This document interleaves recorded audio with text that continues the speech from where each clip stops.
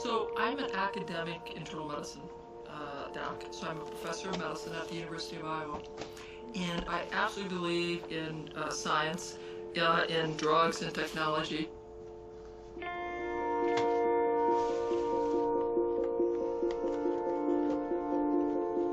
When I was diagnosed with relapsing remitting multiple sclerosis in 2000, I sought out the best MS center in the Cleveland Clinic, saw their best people, took the newest drugs, and treated my disease very aggressively. Still within 3 years, I had converted from relapsing remitting to progressive, and it was very apparent that I was headed towards becoming bedridden and quite possibly demented by my illness. And I redesigned my diet. The magic begins.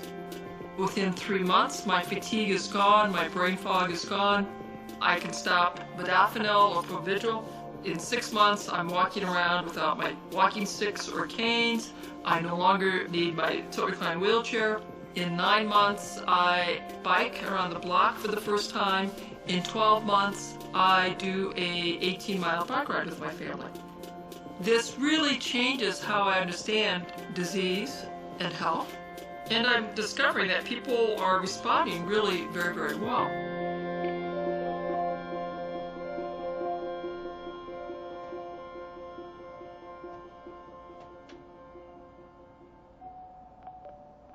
Chronic disease and autoimmune disease has reached epidemic proportions.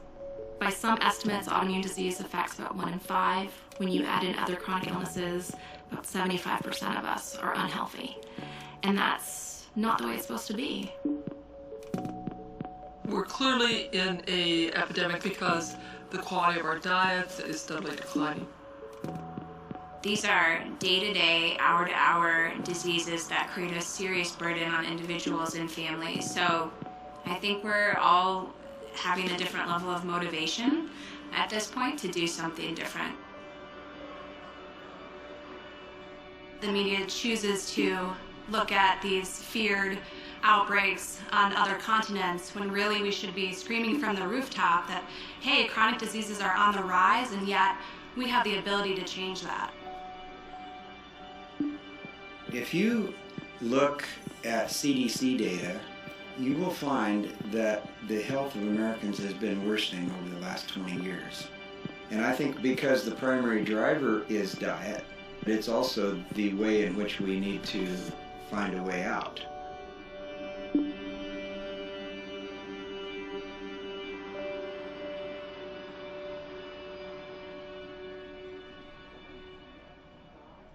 Yeah, the inspiration is the theme of this year's TEDx Mounthood is the road less traveled, which is what we're talking about, is how do we go to new places that we've never seen before.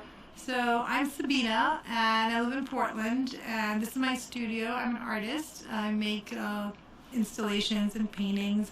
I also teach at Portland State in the art department. I turned 40 this year in August, and I got what they call ulcerative colitis, the lower left side of my colon, 50 feet. So it was pretty mild, but mild is like a relative term when you've sort of lived your life carefree and all of a sudden you're running to the bathroom and having bleeding and stuff like that. So a lot of my work is about taking things that have symbols of conflict and, you know, transforming them, the idea of transformative power of beauty and how do we connect past that. It really gets to you after a while, and I think that a lot of people don't realize, I didn't realize what I was doing to my own body. Now I'm going to do a famous trick. My famous trick? What's my famous trick?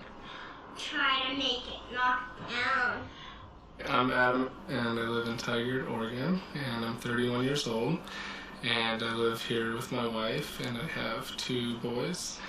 And I work as a site manager for Intel. With our fridge here, so these things here, my older sister lives with us, and she drinks these kind of things. We don't normally drink these kind of things, but yeah, we'll have like juice, probably a much higher intake of juice than we should be having. Our vegetable drawer is usually pretty light in its contents. Hopefully that will change. I've always been reasonably healthy. I've gone back and forth between like a higher weight and a lower weight. You know, my cholesterol is kind of low on the good cholesterol and high on the bad cholesterol. Blood pressure is in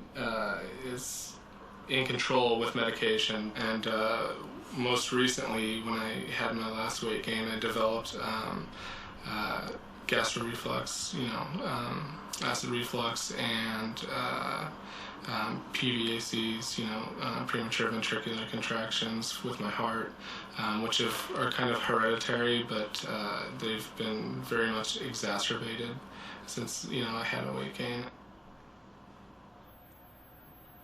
5 days, you could have a new stomach lining.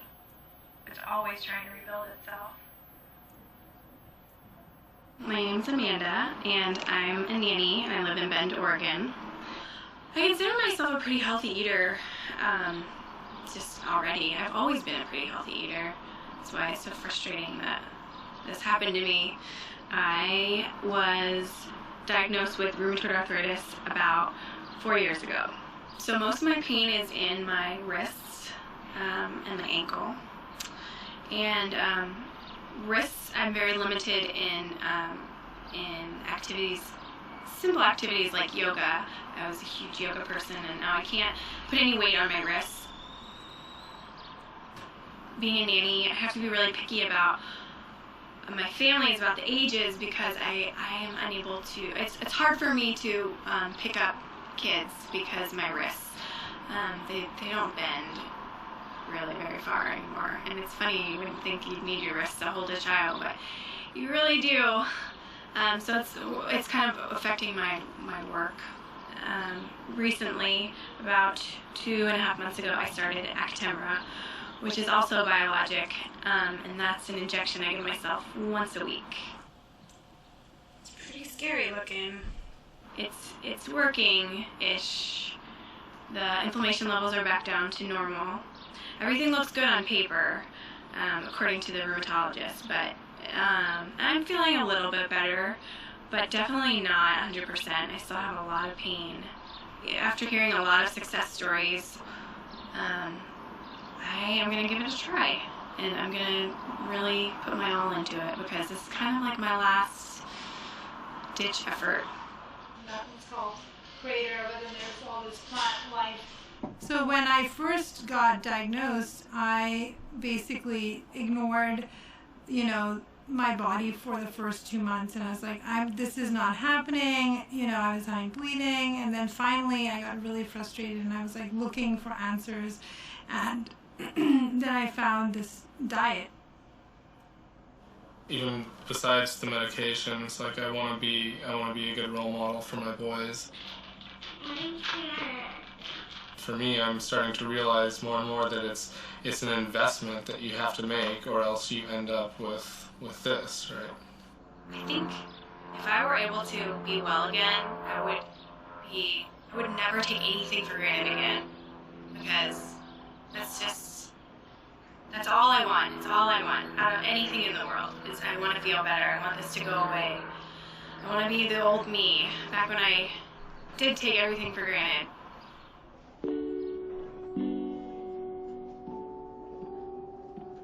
The conventional approach for chronic disease is to diagnose and then immediately treat with the medication. And so we also compartmentalize diseases. So you treat by organ system. So as people accumulate more and more chronic diseases, they have more and more physicians on more and more different drugs. It turns out that among people in the medical world, there's not a long tradition of appreciating nutrition. Most medical schools have not included it to any great degree in their curriculum. In terms of the conventional medical model, conventional physicians aren't trained in nutrition. They have so much other education that they focus on. Most medical doctors receive 4 hours or less in nutrition. The traditional nutrition information that has been included in medical school curriculums has been very biochemically based. Historically, students do learn about, how does vitamin A or vitamin D interact within, a human system. What we have to do is to help physicians understand the concept of nutritional therapy, which means that good nutrients can reverse many kinds of chronic diseases in a way that's very positive for the patient without the use of drugs and other things. And I don't object to the use of drugs, but there are ways in which physicians can help their patients by helping the patient know how important nutrition is in their own management of their conditions. What medical students aren't being taught is if you fix the root cause, which is diet and lifestyle, you could roll back these progressive diseases. My name is V. Capaldi, and I consider myself a miracle. I have secondary progressive MS and have been legally disabled August 5th, it was 15 years. And that translated into bilateral loss of the use of my hands and inability to swallow and to basically take care of myself, which resulted in full-time care. I'm going to try and guide my hand to apply a little eyeliner. And then I started doing the protocol, and within 30 days, my body started responding. Miracles started happening, and it continues to happen even to this day. And I actually am pretty close to gainful employment. I wasn't able to drive for many years. I actually bought a new car. Got a little red Fiat. I'm thriving, even better than I was before I was ever diagnosed with multiple sclerosis. In this journey, you have to find meaning in your circumstances right now so that there's purpose and value in their circumstances. And with good fortune, diet and lifestyle changes will stop the decline and quite potentially restore function, reduce symptoms, allow them to reduce and even eliminate some, if not all, of their medicines.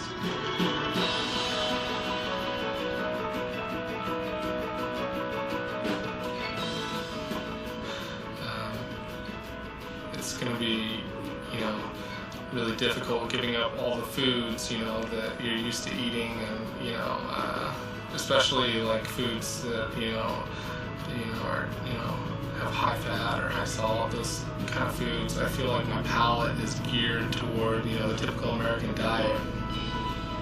I think everyone has that moment where they have to have the aha and they have to commit. And I don't think that had ever happened until I was like, I'm eating this chocolate, and probably in the next hour I'm gonna be in the bathroom with severe symptoms. And that kind of like behavior mechanism, like it's an electric shock, it really gets to you after a while. The hardest thing will definitely be, I think, the social aspect, because my friends are very social. They're every day they're out doing something. And that usually, after some sort of outdoor activity, like a bike ride or a hike or, a long walk with the dog, they'll meet up at Brother John's or 10 Barrel or, and have a couple beers and eat pizza. So that's going to be probably the hardest thing for me.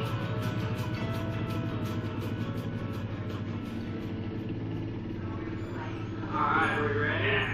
Yeah, we talked earlier about some chicken livers. Chicken livers down here. Cool. There you go. Anything else for you?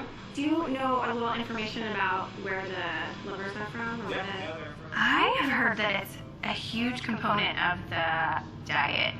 Emphasis on meat and vegetables, but also the organ meats, because there are some things in organ meats that you can't get anywhere else. Some organic feed, they're on a non-GMO project, things like that. So that's cool. Where we actually switched to them because of that. Okay. Yeah. Let's hope it's good, because liver sounds a little hard to stomach. Interesting. Most people know they want to or they should eat better, eat healthier, and if they had access to whole foods, there really is a genuine concern that the food won't taste good. And if the food doesn't taste good, people are likely not to eat it. And so this goes back to having a little bit of inspiration, motivation, and risk in the kitchen to cook again. It's hard to make dietary changes when you've been eating a poor diet for your whole life and nobody's told you, hey, this is actually putting you at increased risk of disease. And so we're not really there to tell people they're doing something wrong or that it's even their fault. We are just providing the information and giving them some guiding principles so that when they do start to make the changes, it can come from within. So we really want to highlight this half plate of veggies and including healthy fats with your meal. My colleague Dr. Julie Briley and I developed the Food is Medicine Everyday series almost 5 years ago. So it's a 12-week hands-on whole foods cooking and nutrition series that is actually taught by naturopathic physicians. And every week we build on our nutrition knowledge. Women should have no more than 6 teaspoons of added sugar a day, and men should have no more than 9 teaspoons. So we need time to integrate that information in order to lead to long-term habits. And then the incorporation of cooking meals together is really important. Getting people to touch food, see food, smell food really helps to develop a healthy relationship with food. We have a wide range of socioeconomic and educational backgrounds in terms of the participants who come into these Food is Medicine every day. And in terms of label reading and nutrition knowledge, it's an equal playing field. We've been teaching this program in very diverse communities in Portland for the last 5 years. And most recently, we've been in Coffee Creek Correctional Facility. And so this is a women's correctional facility located south of Portland. In addition, a lot of these women are dealing with worsening diabetes, weight gain, and other health issues while incarcerated. And in reality, these are women that are going home. They're going home to their families, and they want to be rehabilitated. They want to cook well for their family and their other family members that might have diseases. So they truly, really need this information. So when you look on your label, you'll see a section called Nutrition Facts with all the numbers listed. I'm going to tell you why we don't actually want to look at that part of the label. The most important part to look at first is actually the ingredient list. And it's such an important, crucial skill that people need to learn. And then we go through and we actually read some of these labels and we see that one soda is double or triple the amount of sugar that you should have in one day. This is like mind-blowing for people. Then we look at yogurt labels and processed food labels. I mean, it's truly such an eye-opening experience. These are vanilla. So this is 18 grams of sugar, 15 grams of sugar,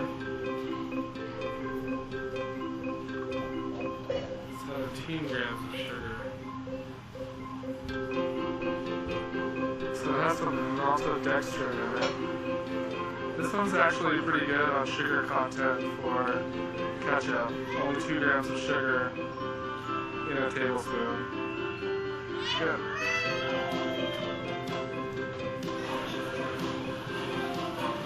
Sweet. Not very healthy. And my blood pressure is pretty high. I think the last time that I took it, it was 125/85 or something like that. It's elevated, so I take a beta blocker for that. It's called metropolol. And so, my goal with this project is to get off that medication. And a couple of the tools are 100% pomegranate juice and hibiscus tea, which both work to naturally lower blood pressure in place of a beta blocker. What are the ingredients? Is it 100% pomegranate juice, do you know? Just juice from red hop. Perfect. That's exactly what I'm looking for. Absolutely. Awesome. Just nothing with no added sugar or cherry juice in it. Okay, perfect. All right, thank you so much. What physicians, we get very uncomfortable when a simple solution fixes many disease states. But it turns out that the simple solution of a nutrient-dense diet filled with vegetables, getting rid of the toxic stuff, is the simplest solution for nearly every chronic disease state. It may not cure you, but it'll certainly reduce symptoms, reduce the need for meds, often to the point where if you stay with it, you can get off medication after medication after medication.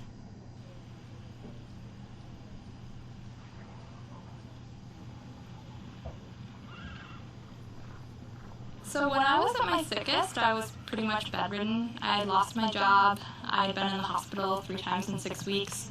I was diagnosed with Hashimoto's disease, which is an autoimmune thyroid disease, and celiac disease about 3.5 years ago, after about a year of declining health. And when I got my diagnosis, they just told me to go gluten-free and that everything would change and I would feel totally better. And I didn't. I actually felt a lot worse. And I started to think, well, maybe there's something about my diet that's really not supporting me. And I did a lot of research, and I really came across dietary modification for people with autoimmune disease, and what I found was totally shocking. So I had been living off of all of the foods that the experts were now recommending that people with autoimmune don't eat. And so those were things like grains, legumes, soy, and that was like all I was eating. So I decided to do an elimination diet, and I removed all of the gut triggers. So I did the autoimmune protocol, and it totally transformed my life. In 6 months, I was back to good health, and I wouldn't say everything was perfect, but it was the thing that really jump-started me on the road to recovery.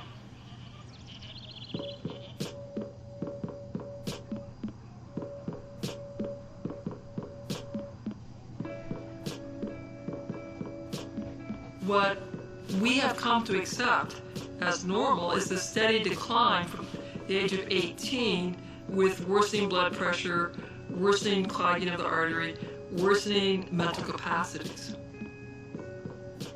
When we quit eating all these vegetables and started eating sugar and white flour, we decreased the fiber content, and we used to have 100 to 150 grams of fiber in our diet, and now we have maybe 15 to 20 grams. So we're starving the health-promoting bacteria. So we've done a lot of things that switched us from having a healthy, disease-resistant body, for which our DNA programmed us, to an inflamed, sickly, disease-prone body by having micronutrient deficiencies, by having our gene expression changed, and by shifting which bacteria and viruses live in and on us. The microbiome is all of the microorganisms that live on and within our bodies. And so there's about 10 times as many microorganisms that live in our bodies as there are cells of our own bodies. And one of the things that we understand is that we have this symbiotic relationship with them. We provide a lovely home for all these microorganisms, and then they directly influence our health. One of the things that is the most important property of a healthy gut microbiome is diversity. So we want something like 500 to 1,000 different species of microorganisms growing in there in healthy relative quantities. There's certain things that can actually make the wrong types of bacteria grow. Then you have a system that's out of balance. Then you have the lack of variety that is one of the biggest risks for chronic illness. So we need to feed them vegetables and fruit and nuts and seeds and these great sources of nutrient-dense fiber, lots of plant phytochemicals. And then we can have this healthy, robust variety of microorganisms living within our digestive tracts, living within our bodies, that are then providing us with all of these great benefits, like regulating the immune system. So the gut microbiome, beyond influencing the immune system, influences things like brain health, influences how our neurotransmitters are regulating themselves. They can change our hormones and influence our hormones. And we understand just the tip of the iceberg when it comes to the gut microbiome. We are starting to understand how profound and far-reaching their effects are.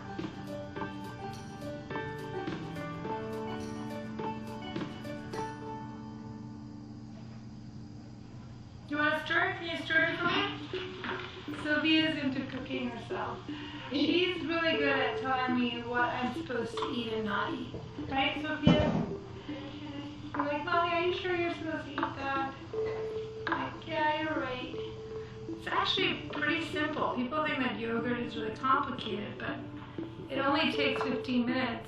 Not like you're chopping 3,000 vegetables. It's a lot easier. I know, it's a lot easier than making like vegetable soup.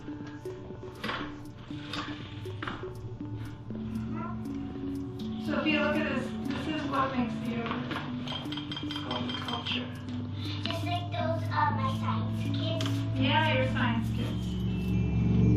Like when I started with this healthy way of eating, my inflammation was like 60, which is really high. And now it's gone down to normal levels. Like at the end of the day, I would come home from work and my lower back would be paining and I'd have bleeding. And now I can, you know, have a really energetic day. Like I can go to the zoo with my kids. I can go out in the evening. So I can resume a normal life, which last year was not possible. So that has been a major victory. And then we're just gonna put this on top, and it will be ready in 24 hours.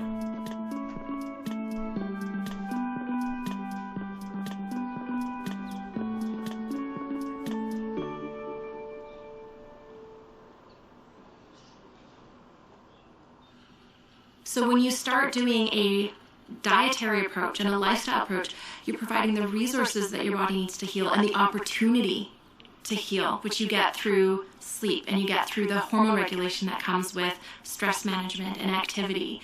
So you get resources and opportunity, and then you don't have to place a Band-Aid on the situation, right? The body has the most amazing capacity to heal itself when you actually give it the resources and the opportunity. And so when we give our bodies that chance to be healthy, our bodies take it. We don't need to just drug ourselves up to not feel bad. We can actually feel amazing. So I used to be morbidly obese. I had over a dozen different diagnosed health conditions, including 3 autoimmune diseases. And I was sick. I was in pain all the time. I had migraines. I had depression and anxiety. I didn't have any energy. And I had 2 young daughters. And I was right at the cusp of this really high-profile academic career without the energy to be a career mom and without the energy to try to balance what's necessary to run a successful academic lab in the current funding environment and be the best mom that I wanted to be for my children. And so I had to take time off of my career in order to just do one thing at a time, and I was not surviving motherhood. I was getting sicker and sicker. I was not getting enough sleep. I was a wreck, and I needed a solution. So I started to apply my scientific background to my own health and experienced absolutely, what some people would call miraculous health turnaround. So within 2 weeks of changing my diet, I was able to discontinue 6 prescription medications. And it gave me back something that I didn't even understand I could have again.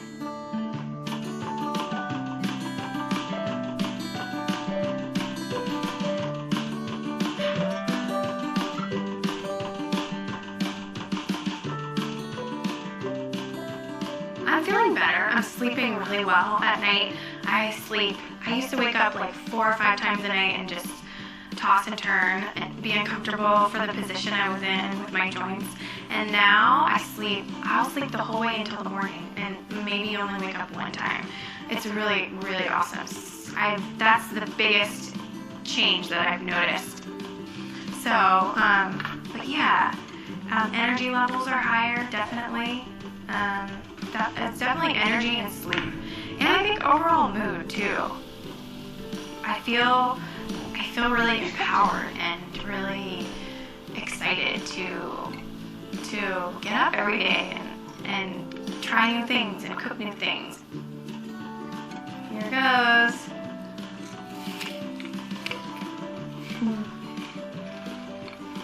It's definitely not something that happens overnight.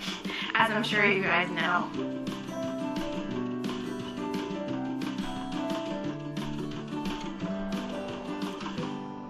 The American Heart Association has shown that in 2014, we spend about $1 billion every day on cardiac-related disease healthcare costs. And they're expecting that to double in another 14 or 15 years, so that around 25, 26, then there's going to be, the cost will be twice as much, and we'll be spending $2 billion a day. Taking care of someone who has chronic heart failure, for example, or coronary artery disease can be very expensive in terms of surgeries or procedures. And therefore, my view is that we will not be able to sustain caring for everyone who has it. That's the compromise we'll have to make. And we'll have to give people the best medical treatment we can without undergoing all the procedures that might be life-saving, because I don't think we could afford to do it if that many people in our population had the problem.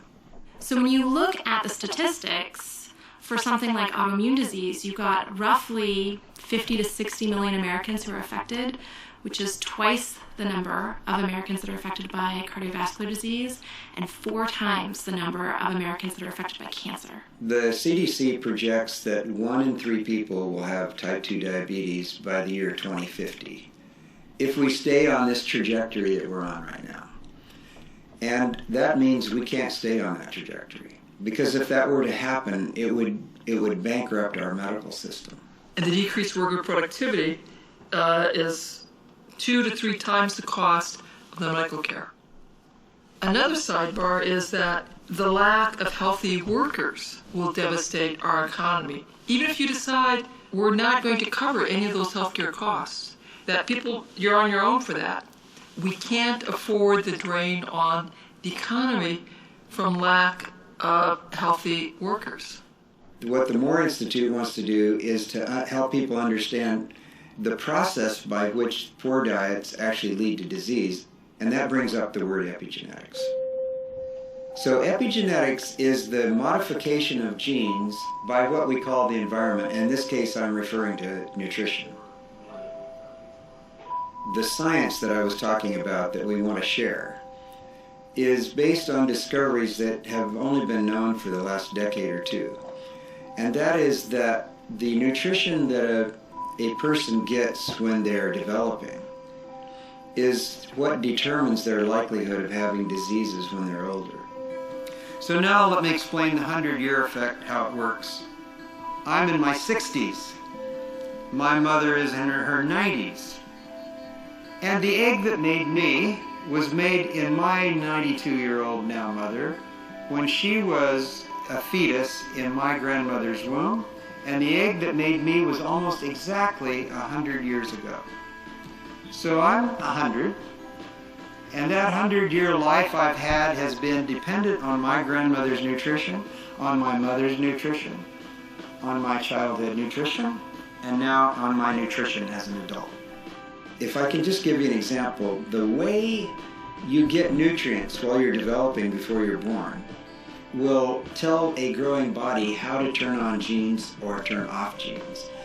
And if there's not enough nutrients to grow well, then what will happen is some of the genes that should be turned on and operating will be turned down like a dimmer switch on a light. They'll be gradually turned down by a mechanism called epigenetics. And then later in life, those genes will make a person more vulnerable for having disease.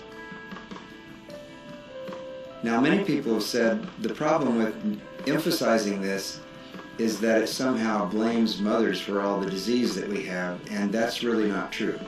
The truth is that the food environment we all live is is the problem. And if we have to blame something, we should blame the fact that the American population has allowed food industries to determine our taste preferences and somehow keep us from eating the kinds of food that would be healthy.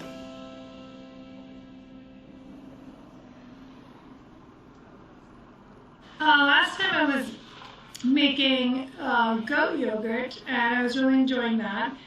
And I was still having problems with some digestion, and so right now I'm not doing any dairy, yogurt included, And I've also sort of started pureeing my vegetables, and it seems like it's going better with a more pureed dairy-free diet.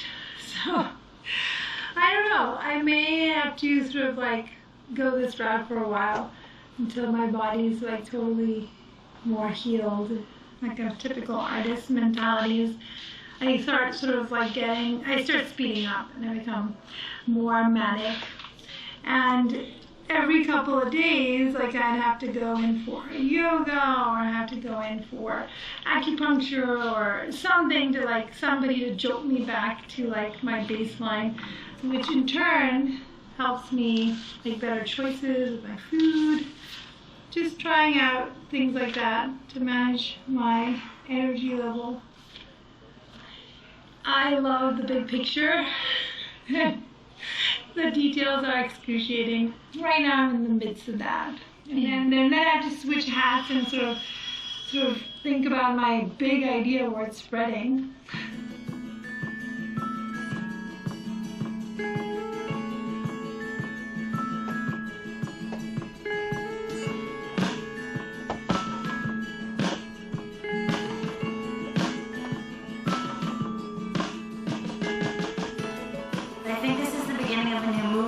Prepared foods industry and the restaurant industry, one that really says we need trust and we need a maximum amount of transparency. People need to feel safe. I do think it comes from people being increasingly ill and realizing for the first time that their relationship to food might participate in their health. But also I think because of the healthcare system and the rewards that are going into preventative care, people are taking more initiative for their health.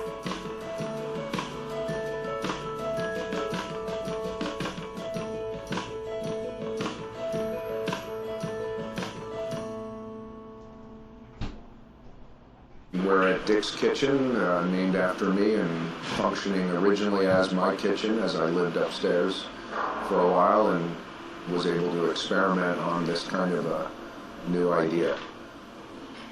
I've got a couple of genetic dice rolling against me, having both a methylation defect and a tendency toward either prediabetes or diabetes or something like that. So I don't manage blood sugar very well, and therefore what I eat is crucial. My health concerns are not unique to me. I've got probably a double or triple whammy going, but many folks have issues that will be made better by much more conscious eating. Dick's Kitchen is really an effort to promote not just healthier eating, but a healthier approach to how we source our food. The rest of our menu is intended to create food that people recognize as their favorite food, hamburgers and side dishes and potatoes, but done with much more thought and much more balance in mind.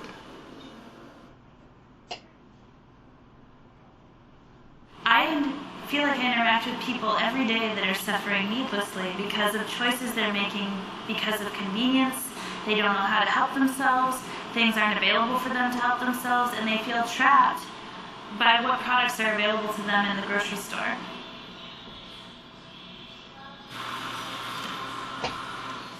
Food is something that can affect us immediately, and so what's really amazing is to give people that experience of just having a cup of broth and noticing that they don't have a sour stomach in the morning.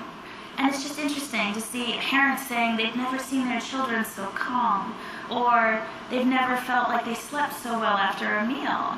And not a deep vacant sleep, but a restorative, healthy sleep, the kind you should be having. It's amazing how quickly the body responds when it has the tools it needs, and I think the tools that are the most accessible for the body come in food form.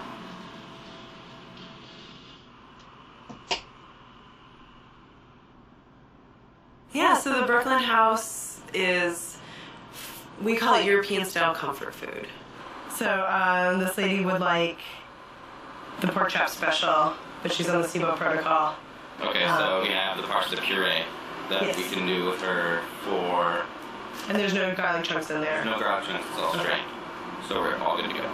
Thank you. And I often accidentally say that our patients need this or that when really I mean our customers. And it's because there are a lot of naturopathic doctors and nutritional therapists in this city who trust us. They've been here, they've talked to us, they know why we're doing what we're doing, they know how, they have that transparency, and so they trust giving us as a resource to their patients. So what we provide here is a truly holistic food as medicine experience. You get both the foods that are healthy for you and the treatment that is healthy for you. You get to invite your whole family, and the family member who likes the steak and potatoes, and the family member who's vegan, and the family member who has celiac disease are all going to be fine, and you with your SIBO specific diet can feel like you just ordered a meal. And so those customers are the most invested in this restaurant. They are personally invested in the health of this restaurant because it allows them a place to go where they don't feel like a social outcast for trying to heal their body through food. The hardest thing to do when you're introducing this lifestyle to people is to get them out of their heads.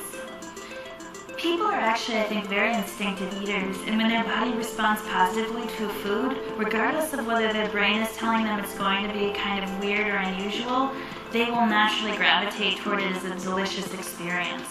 Again, that doesn't necessarily mean they're ready to jump into eating a whole piece of liver, but if we can prepare it in a way that makes it more accessible, we'll be able to offer them a way to participate.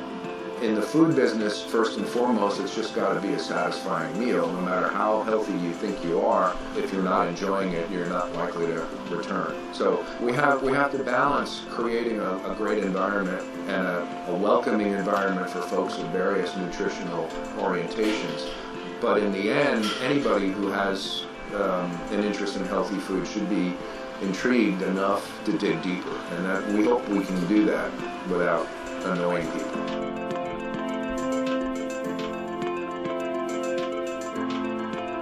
Our fears all are faraway unknowns. Box us in. I ask you to step out of your box, climb over those walls, and look out of your window and enter into the space of the unknown. Volunteer at the... Sorry, I'm going to start again. Sorry. Okay. Our fears, I have been not sleeping enough, so that's having a little impact on my bowels, but I'm still holding on to my diet. I haven't really gone and gotten a chocolate bar, so I think what's good is I'm shifting away from emotional eating, and now I just need to still manage that stress. So it's in the middle of trying to find the time to be this is gonna help me think better. Let me get this centered. Be aware of TEDx, which is coming up this weekend at Revolution Hall. We have the artist in residence of that program right now.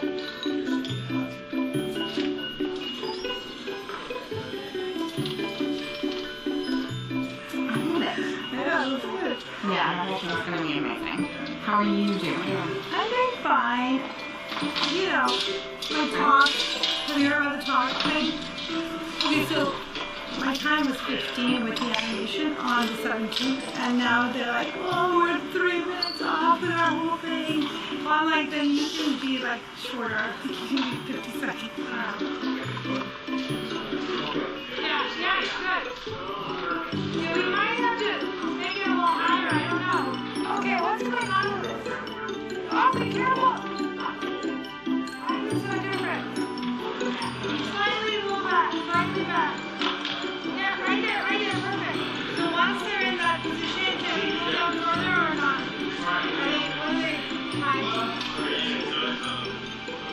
Hi, Maria. Listen, you're picking up the children, okay? Just bring them over here to, I'm going to send you the address, okay? It's 14th and Start. Okay, hold on, where's my... I'm a little bit confused. Okay, that angle.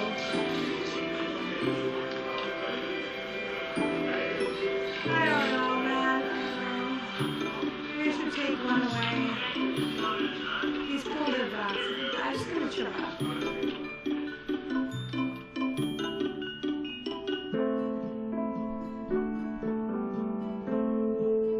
have to change the food culture. People have to realize that it's just not their own discipline for eating better food, which is important. But we need to find ways in which eating healthy foods is really the cultural norm. And we have a long ways to go to do that. I'm really glad that you asked about food culture, because I think that that's the important piece that's been missed. We talk about individual responsibility and we talk about why people aren't doing what they're doing, but we fail to really give credit to the fact that we live within a culture that is telling us how we should think and feel and act in regards to health and wellness. Our society doesn't really support our choices to be healthy and well. Corporate work environment, every place I've ever heard about, the break room is full of junk. I mean, can we bring in a fruit platter? Are you kidding? No, bring donuts in. What are we having for dinner at the potluck? Pizza, obviously. Like, oh my gosh.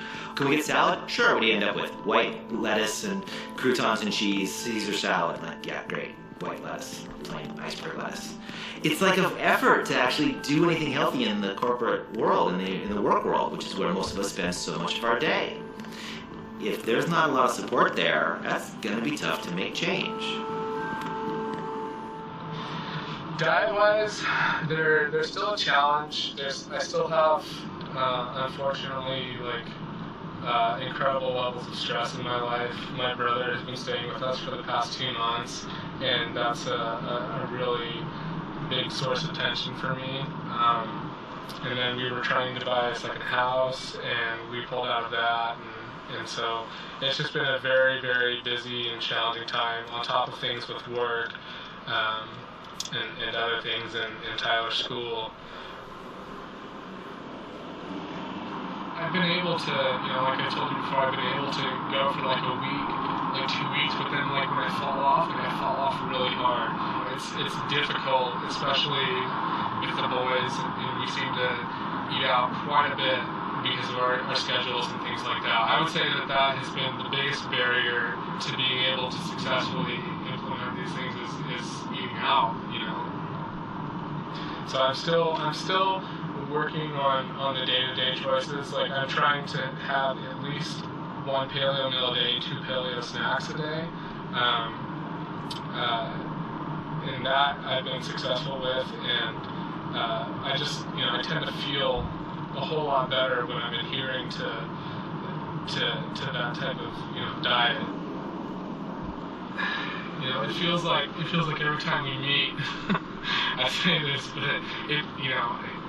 it seems like things are going to start slowing down. I'm hoping,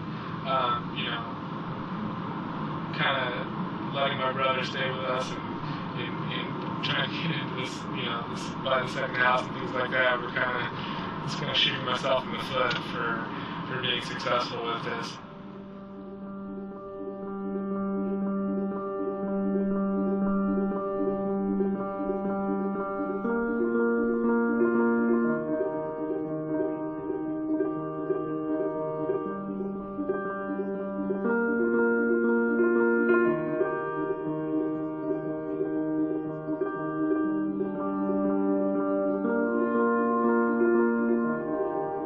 It really is these chronic lifestyle-based diseases that are really taking the greatest toll on our health.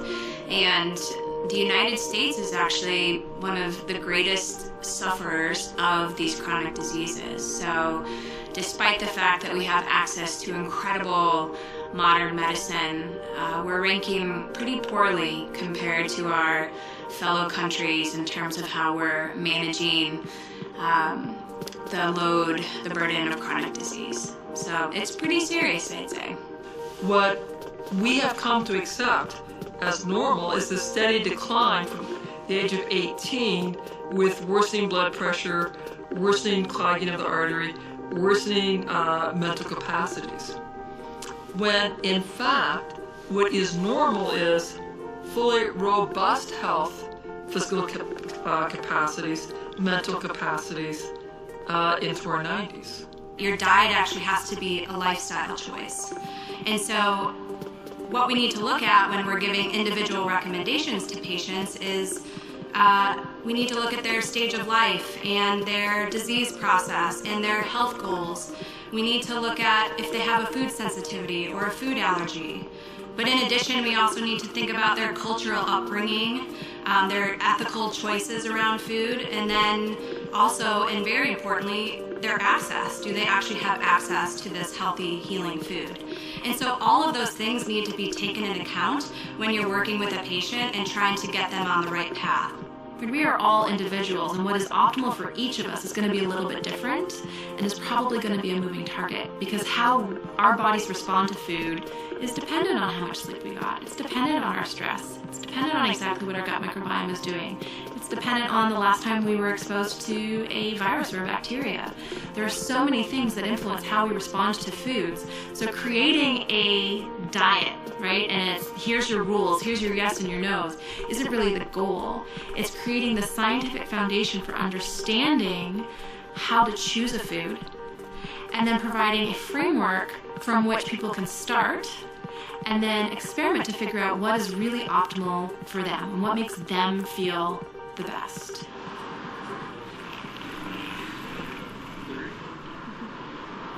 Three.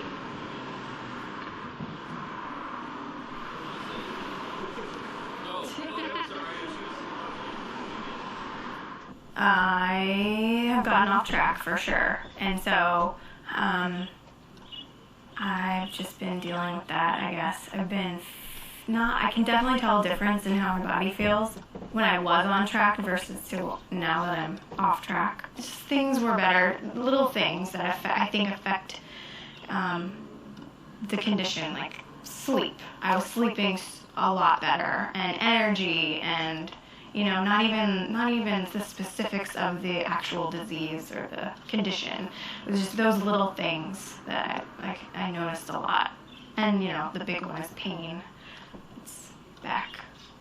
So unfortunately, I haven't been back to my functional medicine doctor because for a while there I was paying out of pocket. My insurance doesn't cover functional medicine, and so I was paying out of pocket. And at some point, it just got to be too expensive because I was paying hundreds of dollars in vitamins and supplements, and every time I went, it was more tests, and insurance wouldn't cover this test or that test, and so it was definitely starting to add up. Right now, what's holding me up is I'm getting lots of information from just which diet to follow, because now I'm hearing that meat is not good for arthritic conditions, and I went to an iridologist in town, and she was amazing. She's recovering, because she's not recovering, she's in remission from her rheumatoid arthritis, and she is very adamant about following a strict vegan diet. I definitely felt like I was confused. I'm still confused. That's another one of the big reasons why I'm struggling right now. I'm confused, and especially when you yourself are Googling, that's the worst. Ooh, those are vegan ones.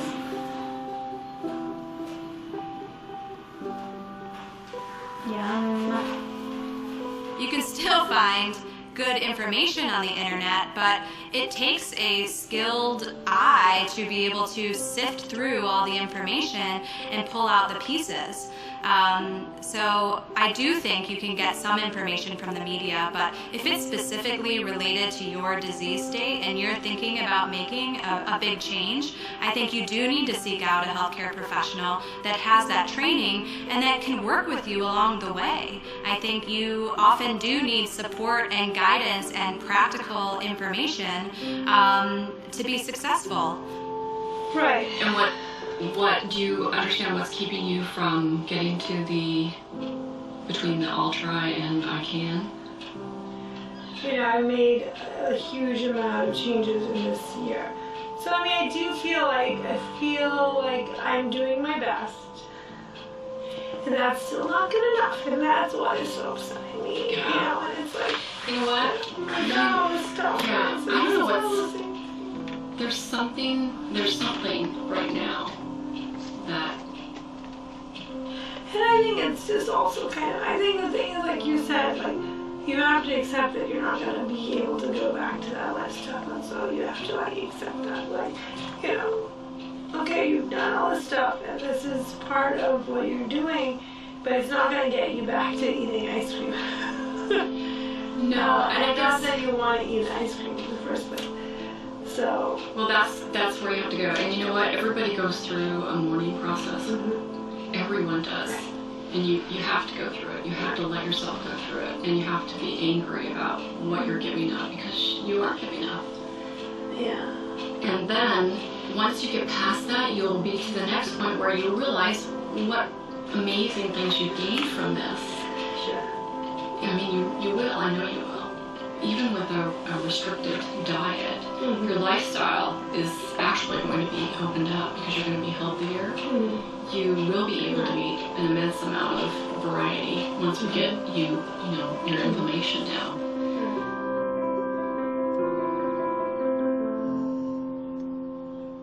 Basically, like, I was just laying there, I was putting my 18-month-old down, and it's like, it wasn't vertigo, but it was just like, I heard like a pop, and then like just everything like shifted 90 degrees. Like, it was really strange. Like, it's like not like my viewing angle or anything like that, but it just felt like kind of your center of balance was totally shifted. But I mean, I think it was more of like a situation where they really wanted to just rule everything out because the way that the symptoms were a little bit all over the place and could have aligned with something that was worse, which also kind of like fueled the anxiety and the not knowing. And I think going through that process and them eliminating things, like in the end helped, because then it gets you realizing like it wasn't these things where it could have been. So I was pretty much in the emergency room all day. Saturday I had a CAT A scan. I had, where they inject you with the iodine and things like that, and not a pleasant feeling. You don't want to get, obviously, a bad prognosis, but I was, hoping that he would tell me, you gotta start doing this or you gotta start doing that, because this is, so. But it's definitely a motivator, absolutely.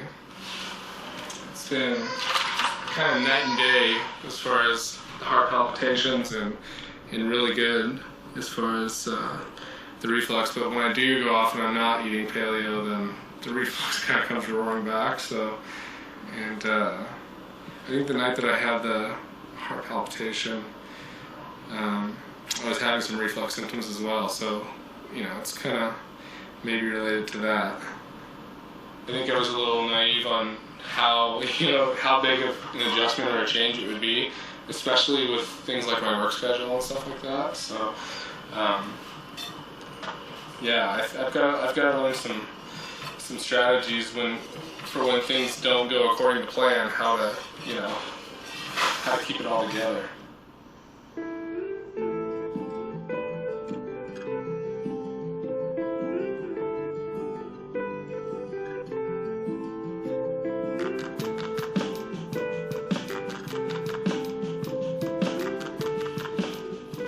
We need to both change the education when it comes to food, and change the food supply, and change how our food is grown, and change our access to food, and change the cost of food, so that healthful foods are the ones that are subsidized, not the other way around. And so it's a problem with so many different moving parts, and it requires us as a community to really demand that all of these different moving parts are addressed. The truth is that we now have people in Oregon and across the country are suffering what we call high-calorie malnutrition. And I feel sorry for people who are in this condition. I don't blame them, because our food culture has driven us to the place where the only access of affordable food for many people are high-calorie foods that don't have nutrients.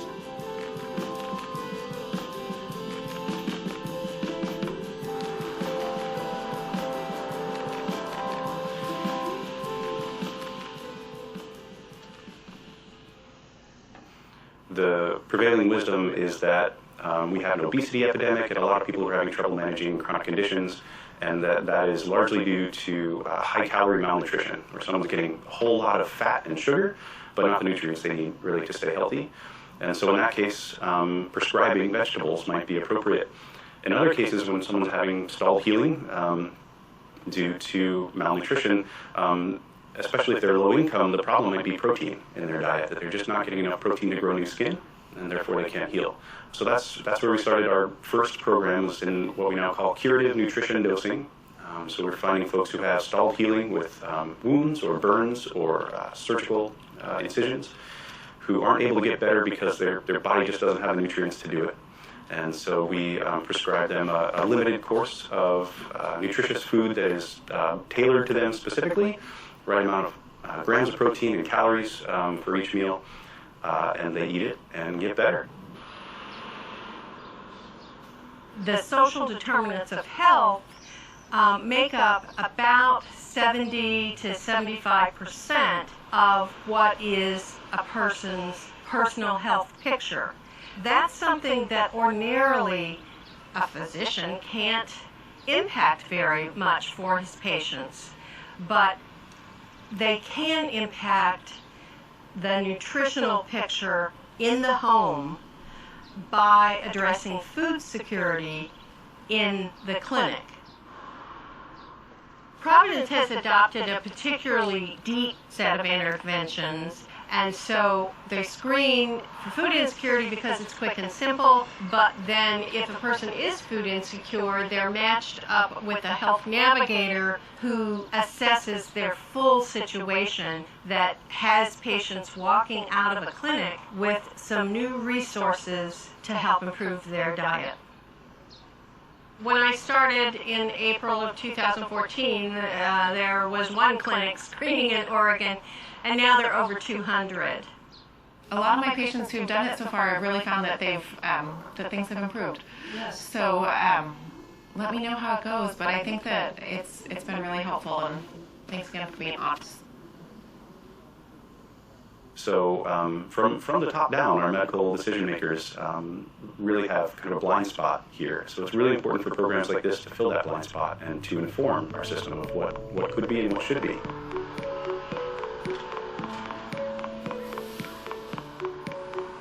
It's pretty exciting. We got this idea when we learned about My Street Grocery. We got this idea to write a grant through our Good Samaritan Foundation, which is the foundation here at our hospital. So we decided we wanted to write a grant to get vouchers to help people shop for healthier food options. Because what we were finding was our physicians would go into the exam room and talk to someone with congestive heart failure or diabetes, and the physicians would say, you need to be eating healthier, eating more vegetables, and the patients would look at them like, you're crazy. You know, I get $180 a month in food stamps and I can't afford that kind of diet. Upon coming here, I had a very unique experience with a patient and was counseling them on dietary choices for their diabetes, and she looked at me and said, are you crazy? That's a rich man's diet. I can't eat those things and pay for them. And she went to the canned food stores and things like that. So that kind of started me on my quest to do a project like this.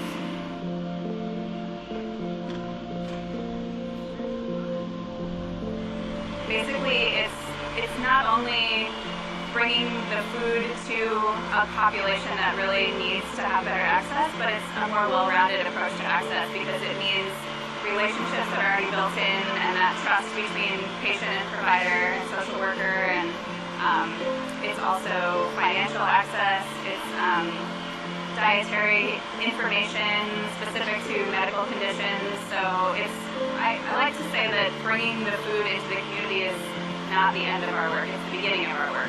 So we bring the food, and now with this partnership, we provide more resources that truly make it accessible. All the patients have to do is show up. They don't have to have an appointment on Tuesdays. So usually they're told by their physician, or they're referred off the Good Sam campus. They don't have to jump through any hoops. We've made it as simple as possible. And they come and meet either Scott or I, the social worker or I, and they get $15 a week, $3 $5 vouchers weekly. And by bringing My Street in, we bring in what we know is a healthier food selection. If we just gave them, $15 a week to go shop at Safeway, they might go buy, processed, prepackaged foods and, the inexpensive stuff that they're used to buying because that's what they can afford. So here we know they're getting fresher, organic, healthier food items in their shopping. So these food programs are important because they are treating the immediate needs of patients. They're improving lives first. That's why they're important. And secondly, they're important because they're making a case for food to be used as medicine. I mean, they're helping insurers and regulators understand the role that food can play, how we can save money and reduce suffering with a small resource that's already available by just applying it in an innovative way.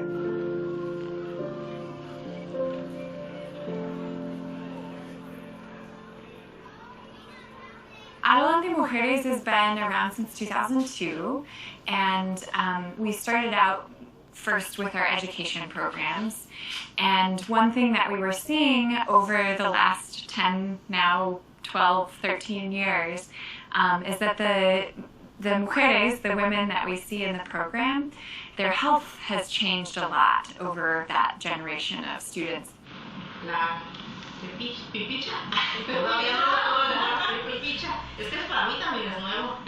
Because most of our patients come from Mexico, their basic diet is really healthy. They eat beans and rice and tortillas and delicious mole, and they do a lot of physical work. They walk places, they exercise on a regular basis. And then they come to this country and there's a wealth of options, but the majority of those options are really not healthy. And so a couple of years ago, Adelante Mujeres really wanted to make a concerted effort to not only address food, but exercise, stress relief, all sorts of holistic parts of health. One of those initiatives that we're doing is this great collaboration between Adelante Mujeres and Virginia Garcia. This prescription program involves the provider being able to say, hey, you've got a family member who's at risk either because they have diabetes or they have hypertension or they have obesity. Would your family be interested in getting some education around healthy eating, learning how to prepare healthy food, and then getting a voucher to go to the farmer's market? And so I have several of my families that have participated now for second year, and they're really making great strides in making healthier choices and having access to that fresh local produce. We are with Virginia Garcia, so the doctor recommend the patient with us. So we are in this group where we have the classes, and these classes is every month, one time every month, and they receive $6 per person in the house per week. So and they can spend that money at the Forestville Farmers Market. Another part of the structure of our program has been to have consistent relationships. So the folks that they're seeing in these monthly meetings are the same staff that are at the farmers market that can help them navigate once they get there. Okay, we did that thing in class, how are we going to find it in the market? Or I'm searching for this type of chile or something, or do you know a farmer that has this or that? And so feeling confident that they're going to, when they arrive at the farmer's market, have someone to also be there to kind of be a support when they're trying to find whatever, or feel more welcome when they come to the market. They're enjoying eating more vegetables, and then we can also follow their metrics. You know, when they come into the clinic, we weigh them, we check their blood pressure, we check their blood sugar, and we're able to see small but steady improvements in their health. And again, we're getting the whole family involved, because even if it's a mom who has diabetes or is overweight, we know that their kids are at risk as well. And so the more vegetables and fruit that's brought into the household, the healthier they're going to get used to eating. So that works really well.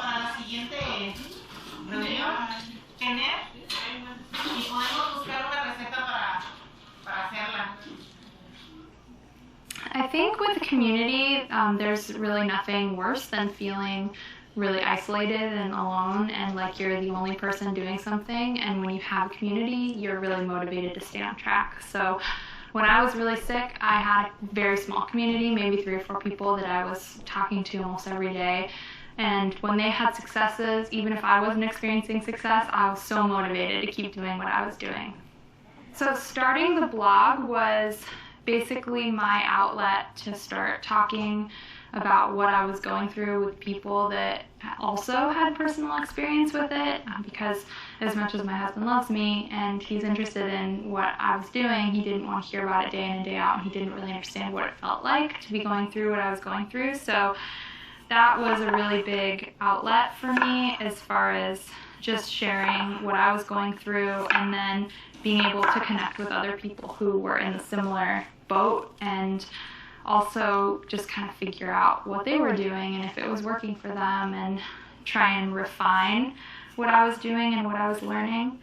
In addition to that, I do try to do a lot of community building, because I really believe that the people that are able to be successful find community and have friends that can keep them accountable and can have like social gatherings with and kind of commiserate and collaborate with. So I try to share a lot of that on my blog too, to help people connect with each other. Environment is super important, and that translates to the house, the home, wherever that might be, whatever that looks like for someone. If the people in your household, your immediate nuclear family, whatever that might look like, if there's not a lot of support there, that's going to be tough to make change. So that's tough. And then the environment that you are in socially, outside of work, what are those people doing? Where are they going? How do they support you? Oy, that's really hard. So if we had a culture of support for everyone to do the best that they could, rather than this judgment that continues to happen almost all the time, it'd be a lot easier.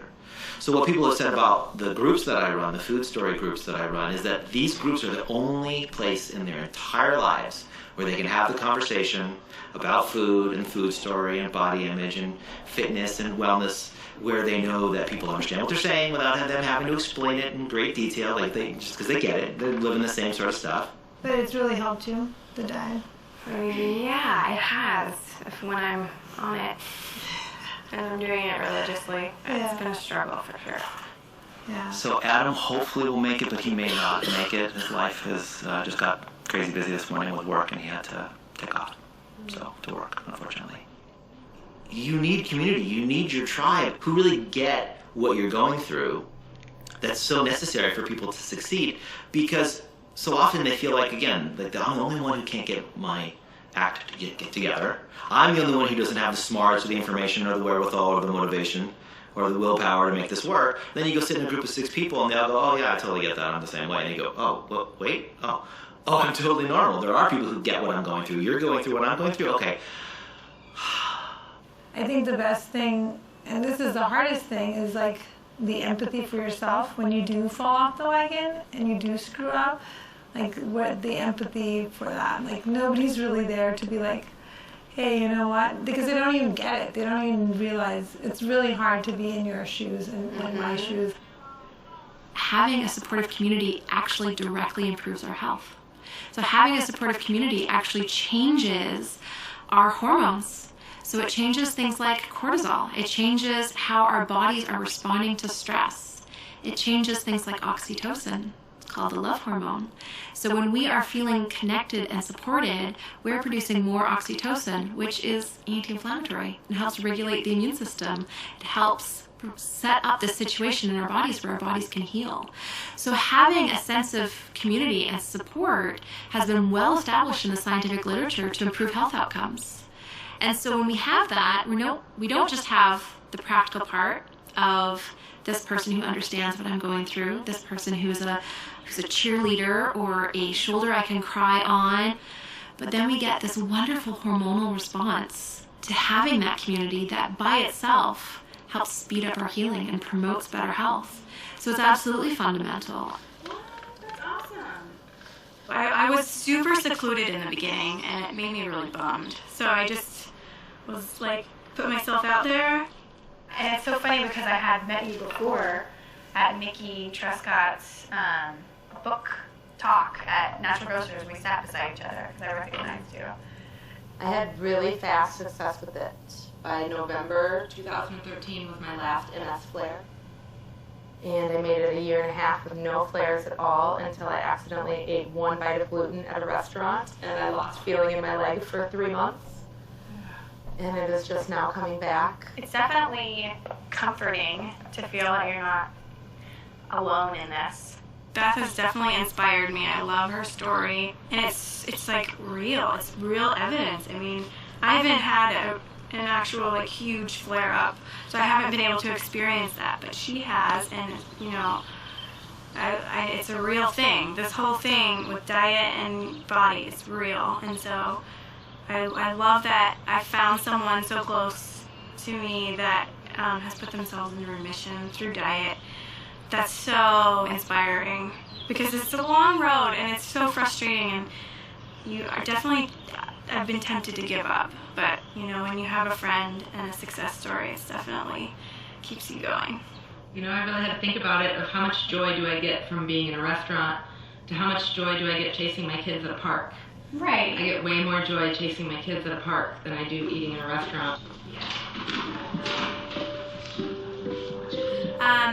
Yeah, so I was on prednisone for 3.5 years, 10 milligrams a day for the first 2 years, and then the last year was 5 milligrams a day, and then like the last half year, I was just going down every month, 5 milligrams, 4 milligrams, 3 milligrams, 2 milligrams, 1 milligram, and now I'm completely off of it. Yay! So that's a good feeling, because I was really nervous about the long-term effects of prednisone, so. I like them too. I think I'm used to the tartness and the natural sweetness. I feel like we really, there's so much effort that we put. We're like hard workers as people with disease and dietary restrictions. We're like the hardest workers.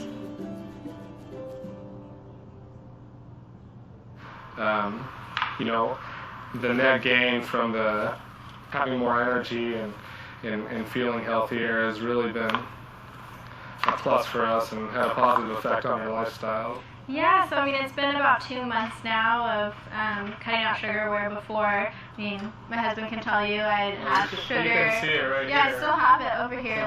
So this is kind of probably bare minimum. She used to have the big syrup pumps. Yeah, every morning, and this is more now on hand, like for guests or something, or just kind of left over. Yeah. I've seen a real difference in my energy level, Yeah. And I think that now when I do have some sugar, I appreciate it a lot more, you know? You know, she's lost, you know, almost 10 pounds, and I've lost almost 10 pounds, but she's lost a lot of inches and things like that because of sugar.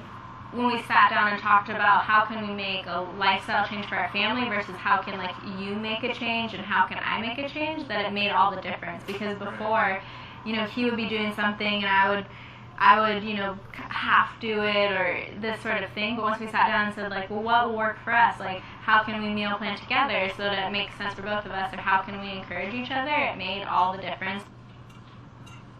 You know, once she's kind of been on board and kind of eating the same lifestyle as me, it's helped tremendously.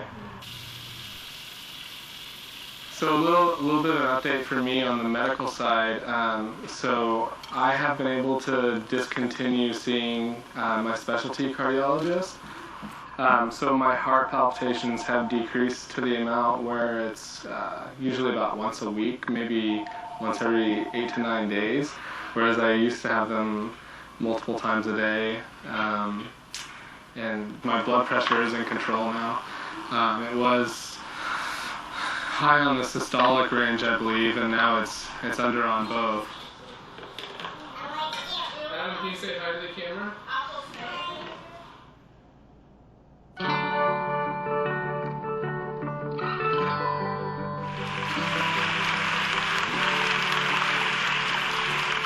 Good morning.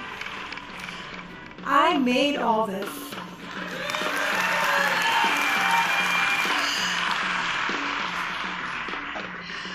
Identity is like a window that frames our view of the world. We can handle something suboptimal better if we have all the nutrients available to help process that. So we can handle a stressful event. We can handle a late night. We can handle exposure to a food that normally would be really inflammatory for our bodies. We recover faster. And so having an overall nutrient density focus in the diet becomes the foundation of a diet that supports health. The inflammation has gone down a ton, and so I don't have as much pain. in all of my body. Yeah, so it's been making my mobility better. It's been making my energy levels go up. Just my mood, my sleep, everything has gotten so much better. I would say I'm down about 15 pounds. And then, you know, just like little things, like my skin has cleared up a lot. And other things, like I'm not as anxious. Things are better and things are improving, and we're working with a slightly modified treatment plan, which is more of the same, like staying with my diet and staying with my healthy yoga. People are stating we want time with our physicians. We want more office time. We want education about prevention. We want education about food as medicine. I think that the medical community has a lot to learn about how important nutrition is. And by the way, I keep meeting people who are senior level doctors in medical institutions who are like me, who have come to realize how important nutrition is and are actually using it now. Just working with my doctor, test results, really seeing how these, you know, the foods impact my body and my blood pressure and my A1C and those type of things, you know. I'm glad that I worked on the first diet and failed, because it's given me a lot more drive and a lot more incentive. It's just trying to keep on track and, you know, trying to not diverge off of that. And the process was not linear, I think. These stories are like windows into our past, and I need to share this knowledge with my children, and I ask you to do the same. And this will become a source of learning for generations to come. I want to be playing soccer, playing music with my children, grandchildren, great-grandchildren in my 80s and 90s, and preferably when I'm 100. I'm getting my health under control, and that's what was the step I wanted to take before I could move on to the next step, which would be having a family. You know, once you start to see success, then, you know, you start to get the motivation, and it's easy to keep it going, you know, but in the beginning it's hard, right? So, yeah, you know, I think that, you know, I have a lot of hope for my journey going forward. I can still have a fulfilling life and actually make these changes, and I don't have to go back to that old. That, you know, that wasn't like, that's not the goal of getting healthy. And in the meantime, I say go home and cook a healthy meal in your home with your family, because that's what you can do today, what you can do now. And this isn't like a cute Portlandia joke. This is real, and it matters. This has really changed my life for the better. It's like almost saved my life. I'm still on my journey. This is, you know, maybe the end of the film, but it's not the end of my journey for me. We can all find our path forward by breaking out of our boxes, by painting and reclaiming our cities, and recording the lost stories in our communities. Because when we look out of our window of identity, we are all under the same blue sky.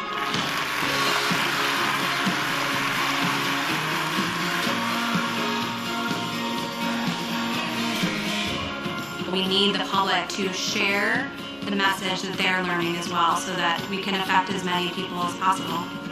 And I do believe that compounds on an exponential level, on a community scale, that if we can heal ourselves, if we can feel good in our bodies, then we want to share that with our friends, our family, our community.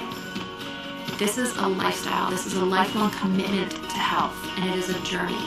But we all have to come to this place in our own way. We all have to come to it at our own pace. The future of healthcare is teaching people how to create more and more health in their lives. That is the future of healthcare. And whatever profession will best deliver that will be the healthcare profession of the future. Then we don't have to wrestle so much with what we're going to do with all these people who are going to get chronic disease, because chronic disease will disappear. And I think it's possible for us to do it if we have the will to do it.